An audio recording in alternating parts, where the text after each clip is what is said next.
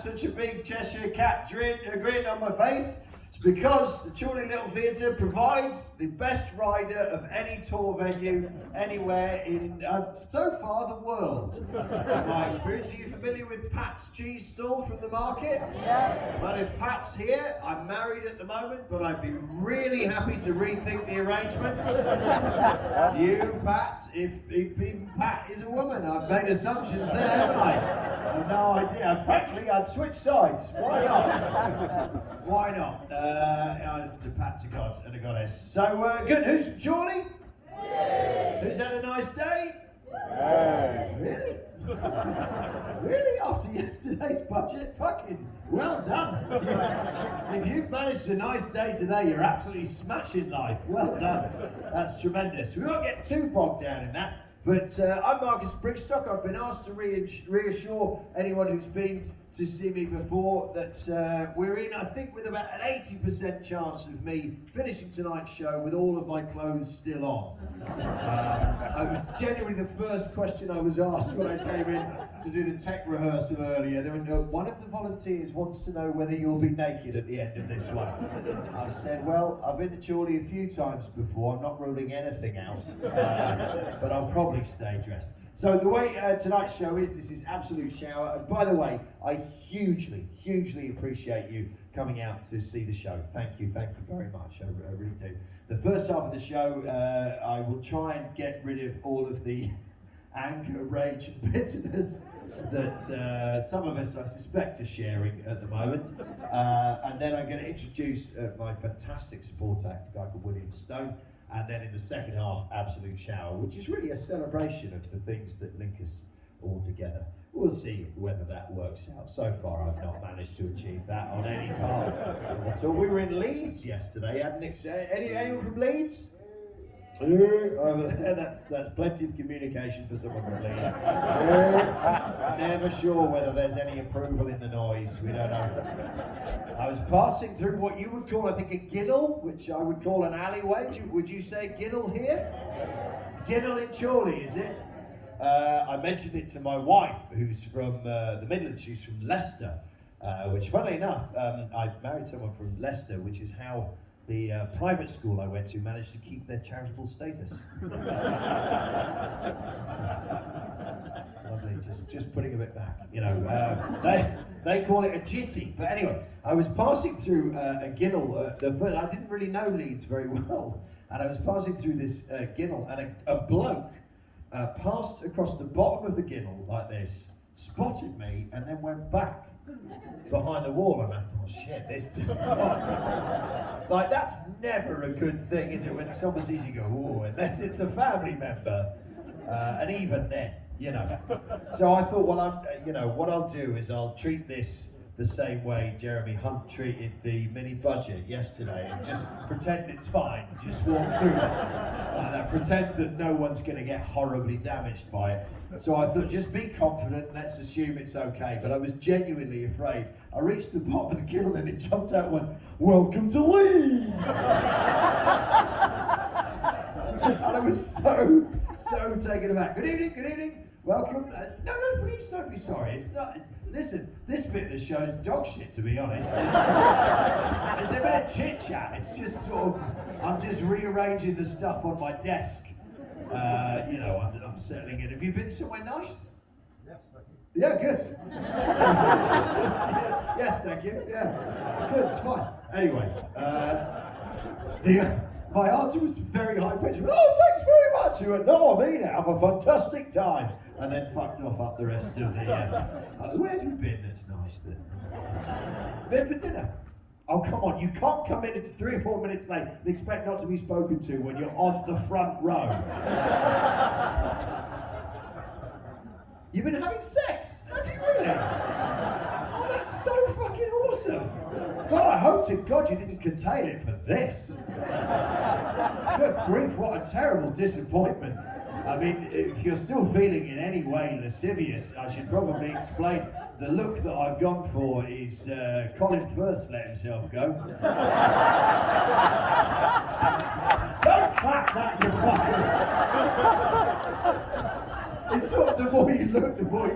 Oh, yeah. really see it. Well done for having sex. That's, I mean, really, like, tremendous. I remember it. You look wistful, sir. Oh, yes, sex. Those were the days. Those were the days. That's one of the best answers I've ever had, by the way, as well. Compliments to you. Right, let's talk about politics now. So, when are we going to get a break? There's no eggs. Now they're fucking rationing eggs. Do you know what I mean? Like, I don't want the tipping point. We've had fucking so much insanity, political instability, and one shit fucking awful, ghastly bastard fucking thing after a fucking another. Boris, fucking fuck off! What the, how can that, what a shit state can we have been in? Fucking Brexit, and I know where I am, and you stupid fucking, at this stage, fuck off! Fuck off! I was a bit like, oh, let's be careful when we're going round the regions, but really, fuck off if you fucking idiots at this stage, fuck off! It's important to win people over.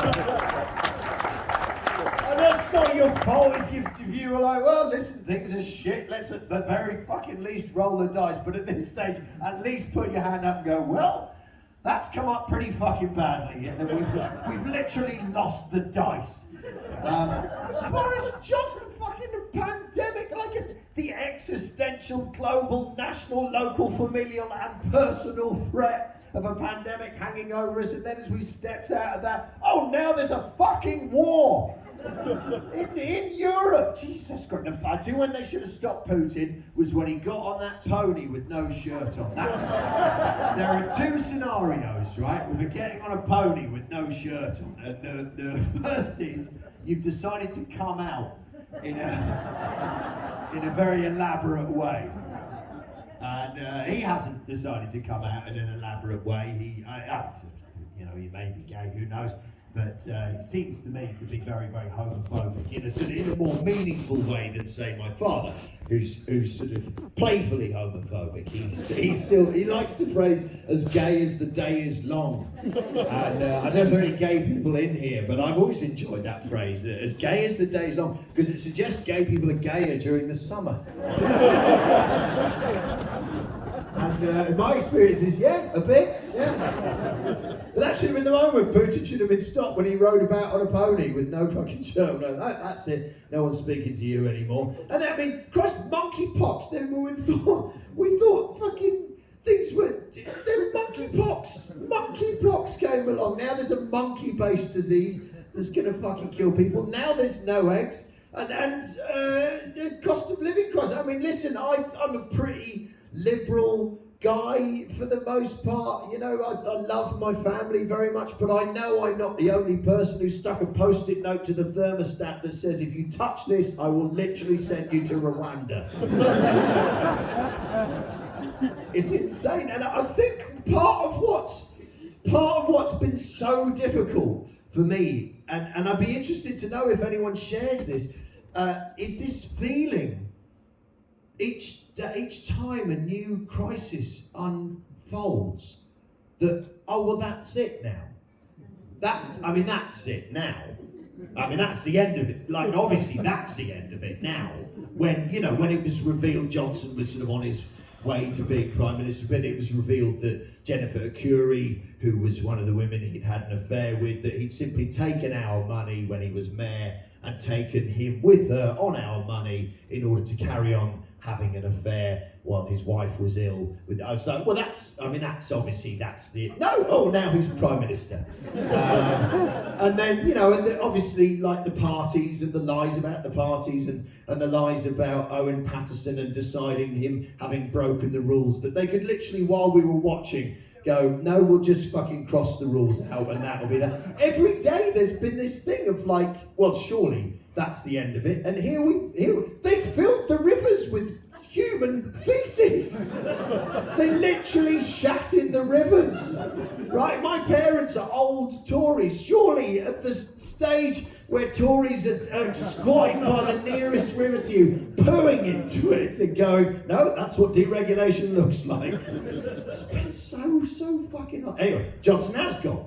He's gone. And I do think it's important on a daily basis to just to consider how richly sad Boris Johnson now is. How much it would have hurt him to have imagined for his whole ghastly life that he should be our Prime Minister, that it ought to be him, that he deserves it, and that he fucked it so badly and so quickly. It's genuinely delicious. It's really like Boris Johnson as Prime Minister is sort of like the story of the ugly duckling, but in reverse. He spent his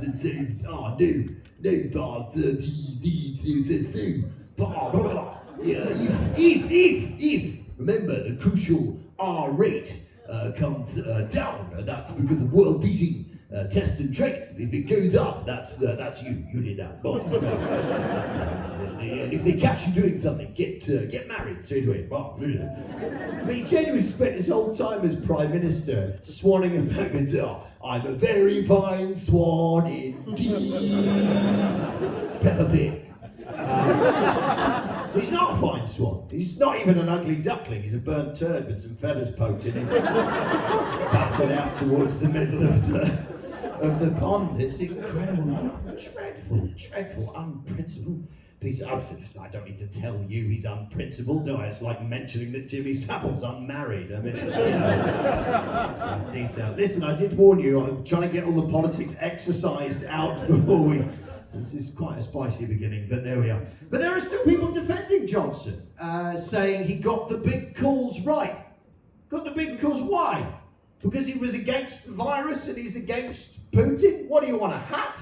You want a badge? Big call prefect. They'll get it against the virus and against Putin. In order to get those wrong, he'd have to be both Piers and Jeremy Corbyn.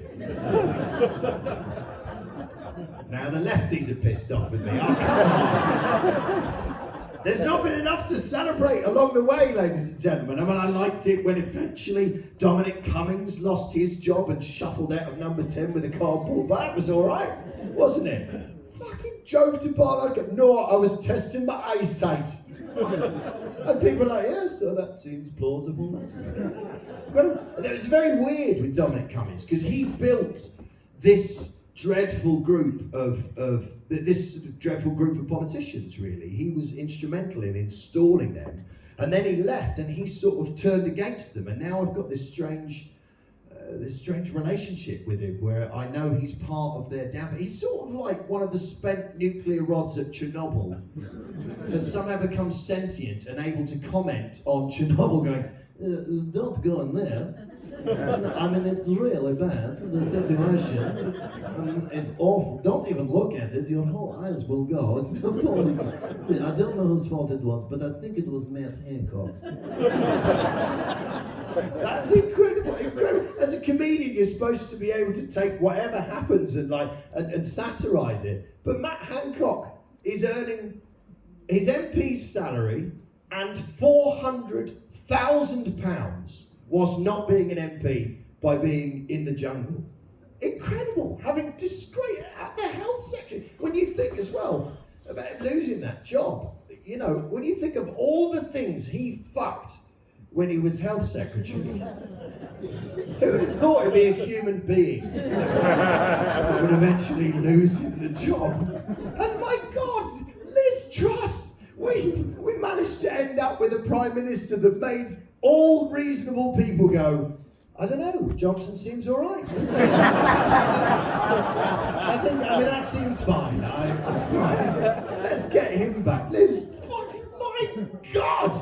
And I think that was a sneaky kind of thing she did as well, because she didn't look quite that mad until she was Prime Minister. And then quite quickly, every time I looked at her, all I could see was that, you know inflatable things you get outside car dealerships.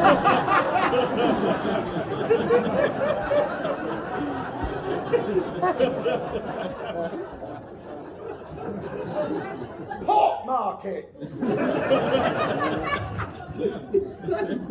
And she'd be asked questions in interviews and simply sit there and ask her an important question. Are you aware of what the mini budget has done to the everyday spending of households and how much pressure it's put on everybody in the country? And she'd just go,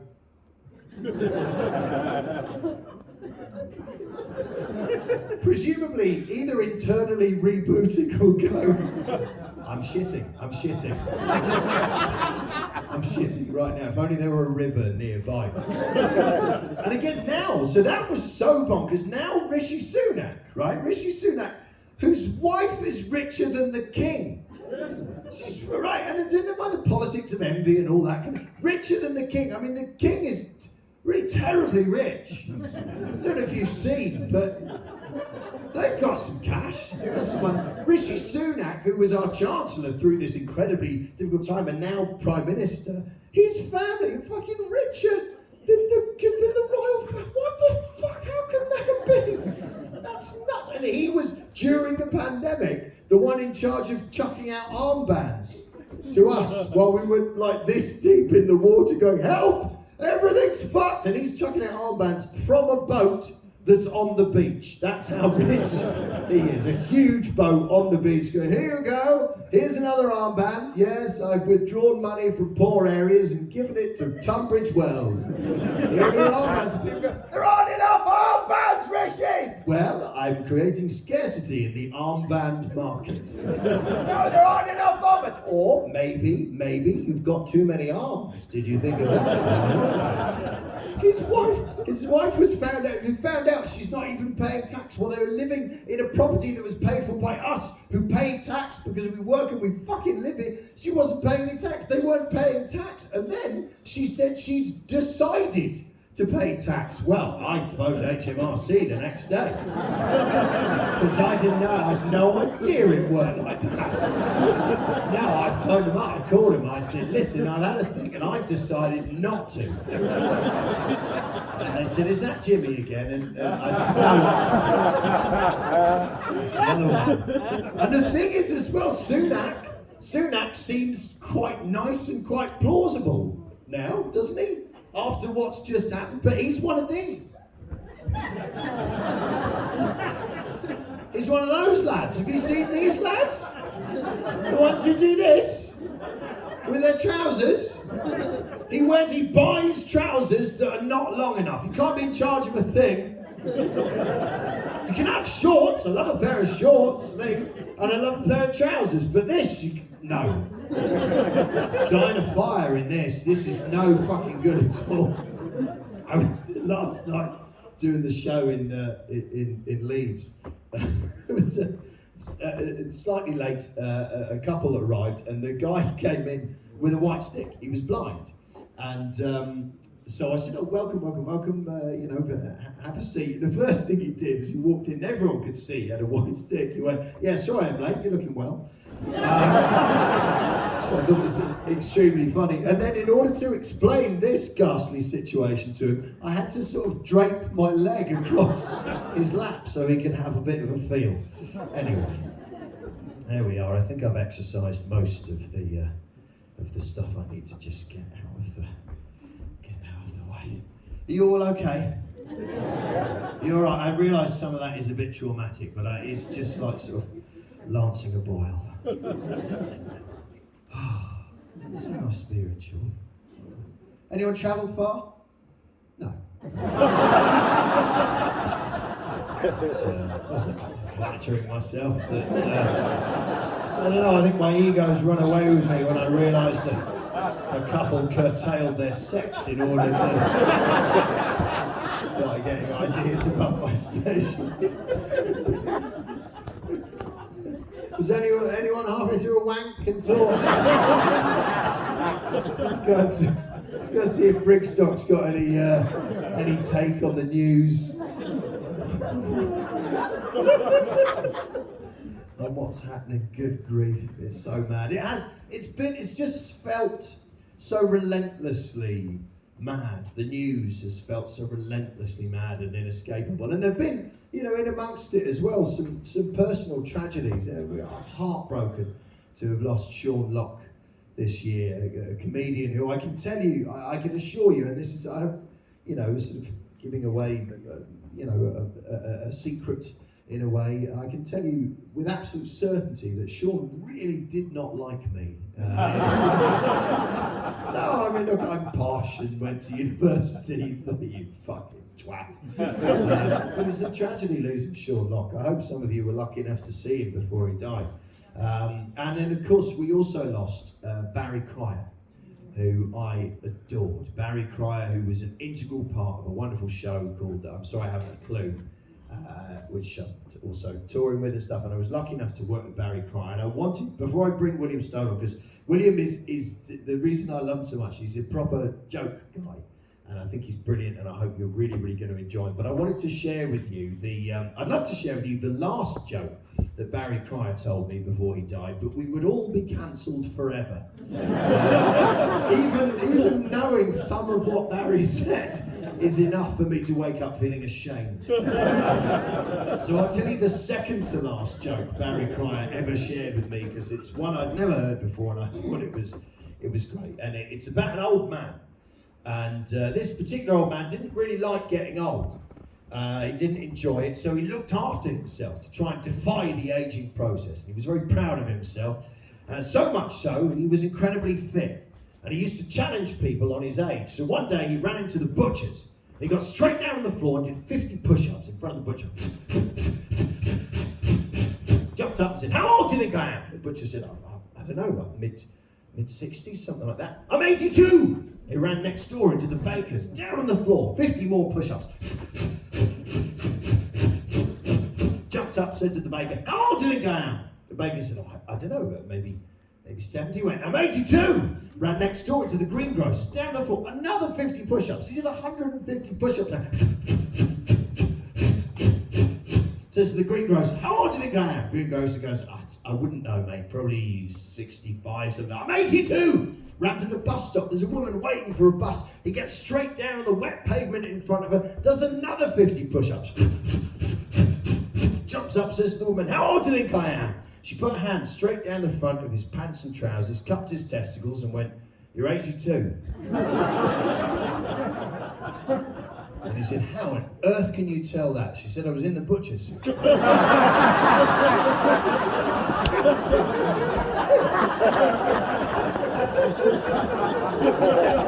What a bit of that just a sensational joke.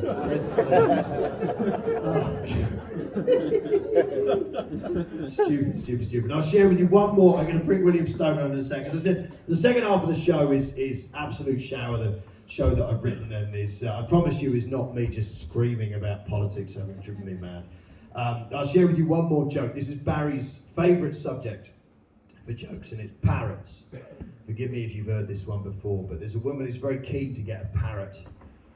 And she's passing a pet shop one day and she sees a beautiful parrot in the window of the pet shop with a price tag on it. It says 10 quid. And she thought, "My, that's too good to turn down, isn't it?" She goes straight to the pet shop, says to the pet shop owner, she said, "That parrot in the window, the one that's advertised for 10 quid, I'd like to buy that, please." And the pet shop owner says, "Oh, no, madam, I can't sell you that parrot." She says, "Why not? You've got it there inside, 10 quid. He said, "No, I can't sell you that. You don't want that parrot." She said, "I do want that parrot."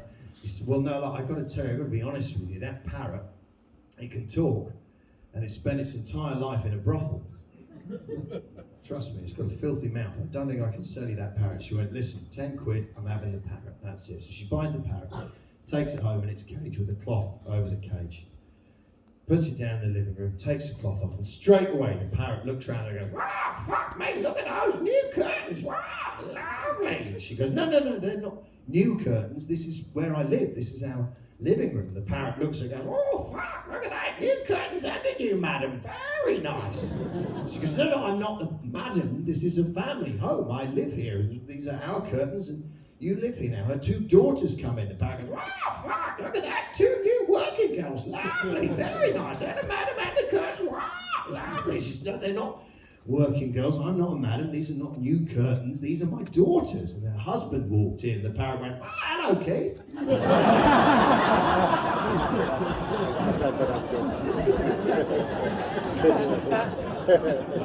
Bless you, Baz, wherever you went.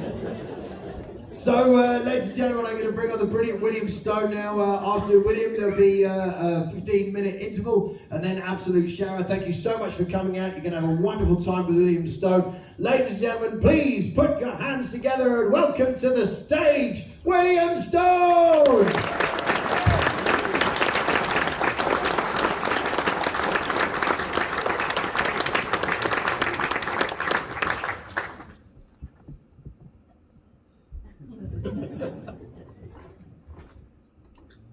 So as I was saying,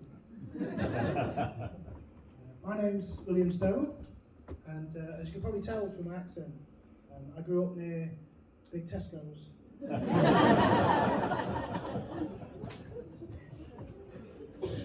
I'm a very laid-back guy most of the time, pretty chill. The only thing that does annoy me is when you go around someone's house and they may take shoes off at the front door, and then you go in. 9 times out of 10, they don't even have a bouncy castle.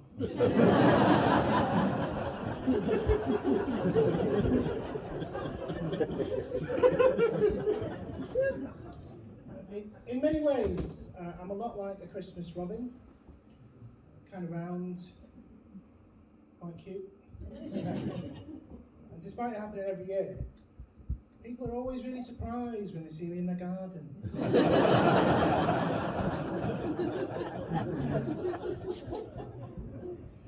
I'm going to let you in on a little secret about me because you've been good. But this can't leave the room, okay? Okay? William Stone isn't my real name. Oh. I had to change it because of Brexit. My real name is William 6.35 kilograms.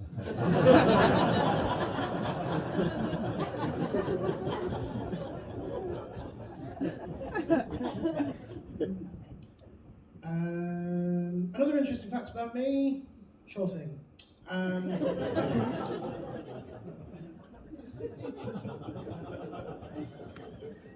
an incredibly light sleeper.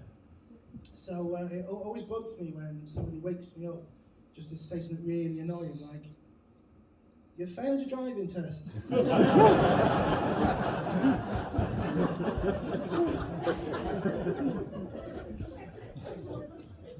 I've really been enjoying learning how to drive. It's dead good, isn't it?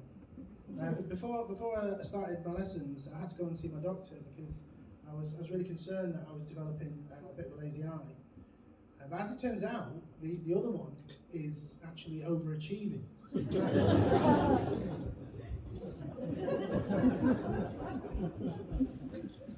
You all seem like really nice people, no offence. I feel like I should be honest with you. I actually quit stand-up 2 weeks ago. Just working my notice now.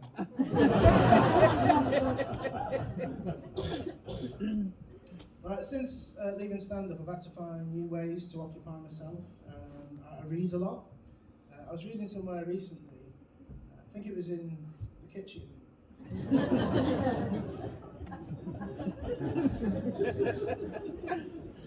I read that giant tortoises can live up to 180 years. That's crazy, isn't it? No? Just think about all the things that have changed in that time. So like female giant tortoises, you know, for most of their lives, they weren't even allowed to vote.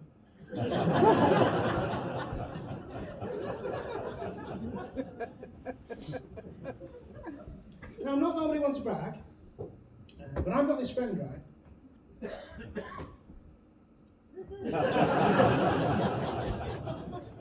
What else can I tell you?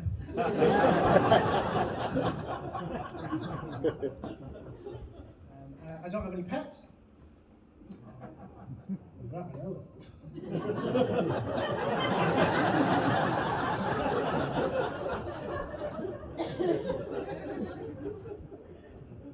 I did have a cat when I was little though. I'll never forget her. We called her Boots because she had the most adorable little chain of chemists.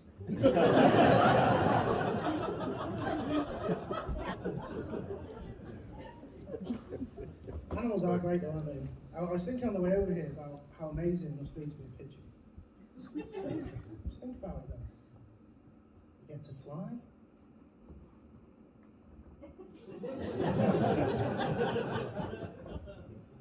Eat crisps off the floor. I'll be honest, I'm not even that bothered about the flying.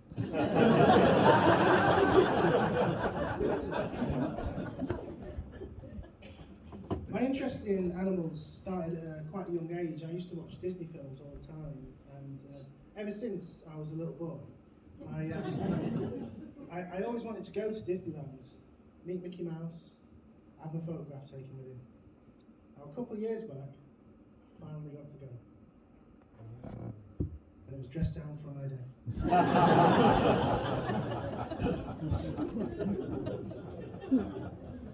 Lovely bloke though.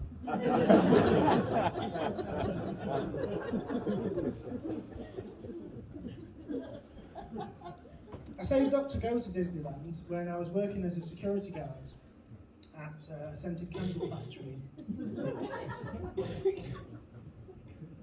One night called fire. And I was just too relaxed to do anything.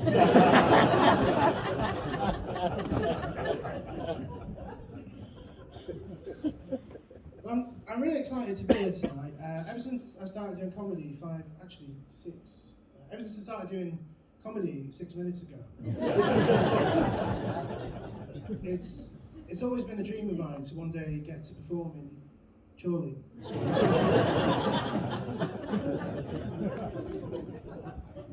I got the train up this afternoon. It was really busy. And I'm not saying I'm a total legend. However, I did give up my seat for someone on the train. Wow. If I'm being totally honest, I wasn't really sure how to drive it.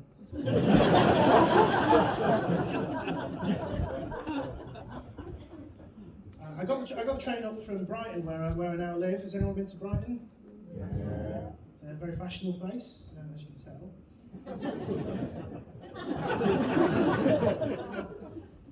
Everyone in Brighton's into ethical shopping, so wherever you go, you'll see like organic food, fair trade clothes, and I think that's great.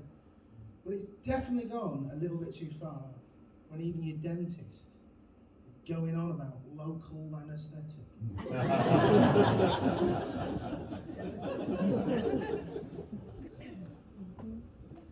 When I first moved down to Brighton, I used to go swimming in the sea every day, and I've not been in for ages because the last time I did, I got stung by a jellyfish.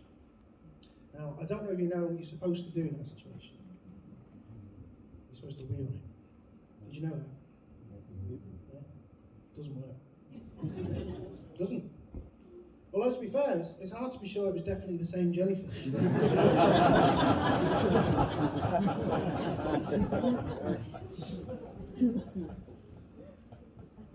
I do live, laugh, love living in Brighton. It's has made me very diet conscious though. I've been feeling really bloated recently, and I'm starting to think that I might have an intolerance to KFC family buckets.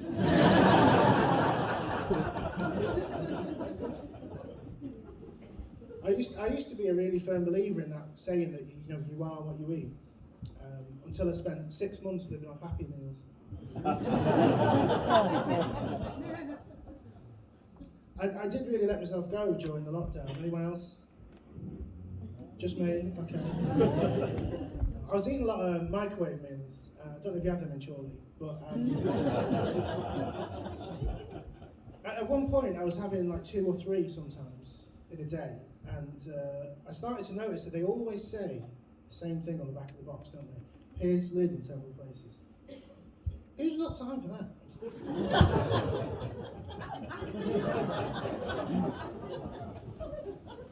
I mean, I just do it in the kitchen.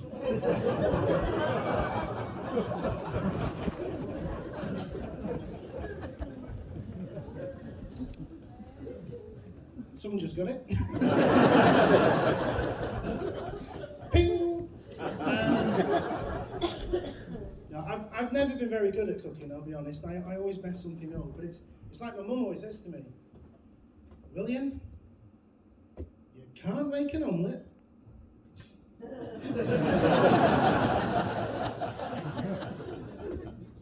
Listen, you lot have been really lovely. Before I go, I'd just like to do the rest of my set.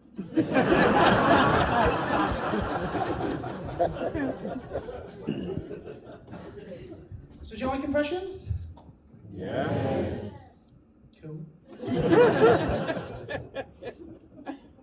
I'm actually incredibly lucky to be on stage at all tonight, talking to you right now. You see, when I was born, there's no easy way to say this, but I was diagnosed as Northern.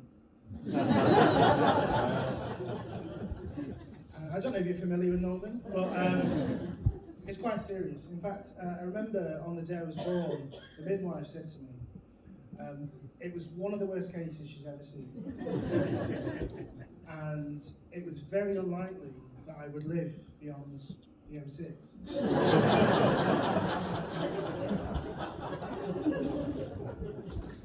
Now, 3 weeks after I came into this world, my little sister was born.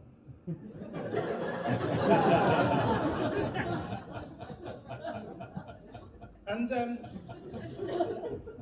sadly, she was Northern too. And it was at that point that I started to wonder if maybe it ran in the family. So I decided to do some research into our family history. This was all when I was a baby. And I looked up our family tree on internet.com, and it turns out that every member of my family is a direct descendant of Gary Barlow.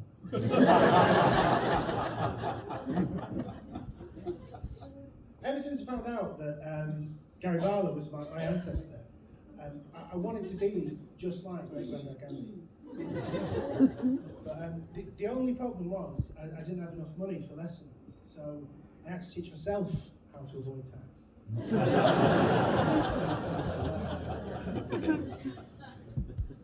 It makes me a little bit sad to admit this, but I've not actually met Great Granddad Gary in person yet. But I thought I saw him recently. So I was in Timpson's on Saturday, trying to pick a meal deal, and I've got that wrong.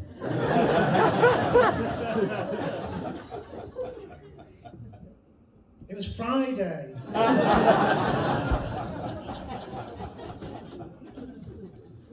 Anyway, to cut a long story short, it wasn't Great Granddad Gary. It was Mark Owen.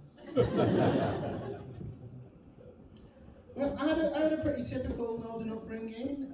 2 parents, both unplanned. It's quite hard to describe my parents, really. I guess you would say that they were like chalk and cheese, white.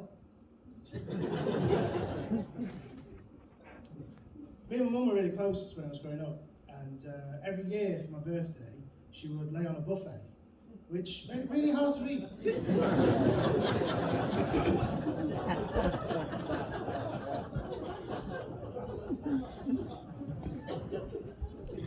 My mum's always been a bit of a hippie, and I went back to see her after lockdown ended, and she said she had something important to tell me, and she told me that she thought she was a dolphin in a past life.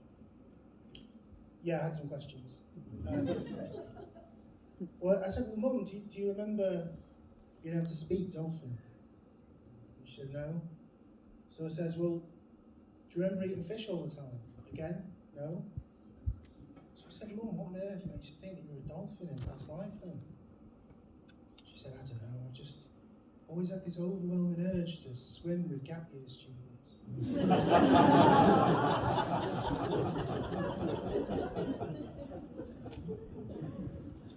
My dad was a funeral director, nothing you'd have seen.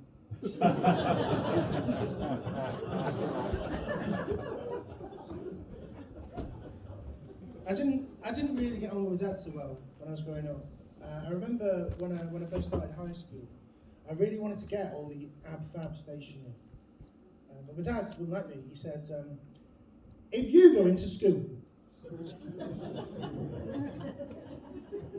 he was shorter than me.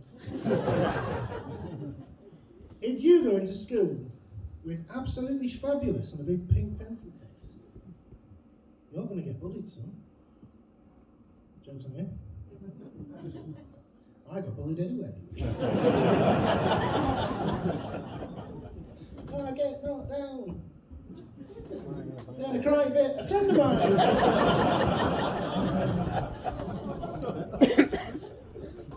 A friend of mine at school, he started hanging around with the wrong crowds, and he started experimenting with drugs in break time.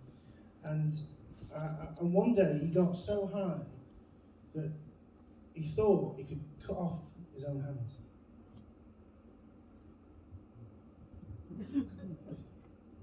Well, the first one was easy.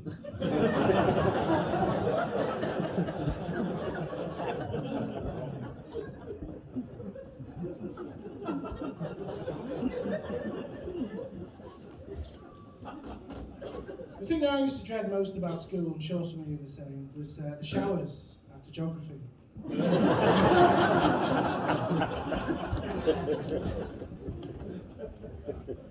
All the boys would make fun of me every time, because I've got this rare condition, you see, where one of my testicles is so much smaller than the rest.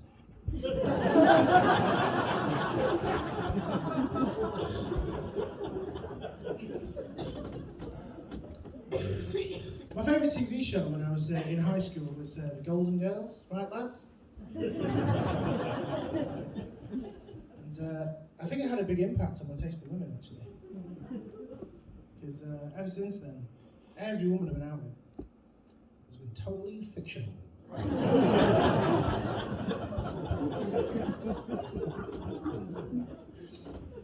I like my women like the tinned Quality Street, stacked near the entrance of Asda.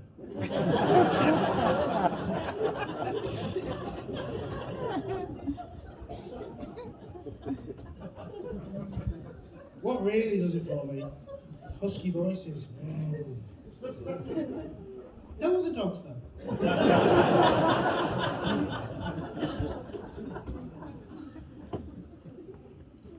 I've been single for a little while now.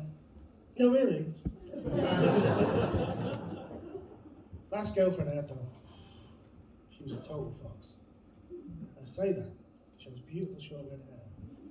And sometimes she used to wake me up in the middle of the night. Having loud sex in the back garden.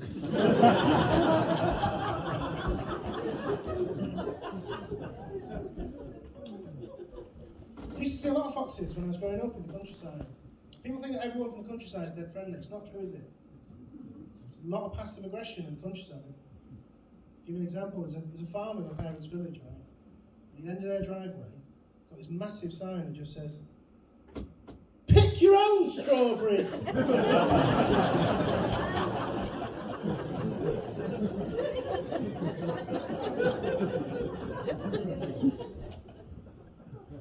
Well, I hope you found this useful. You've been absolutely fantastic audience. This is my first time in Shoal. You've been absolutely fantastic. I've had a lovely time. We're going to have a 15-minute break and we're going to come back with Absolute Shower. Mark, are you excited? Yeah. Fantastic. Thank you so much.